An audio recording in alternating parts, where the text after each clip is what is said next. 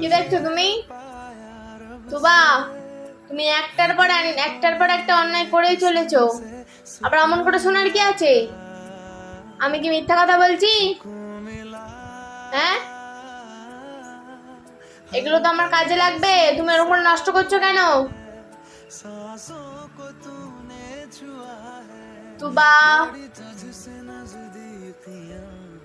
যতক্ষণ বলবো ততক্ষণ চুপচাপ। আবার যেই গেছেই কথা শুনবে না তুমি? শুনবে না? কি দেখছো? ঠিক আছে, যা ইচ্ছা তাই করো। মার খাবে?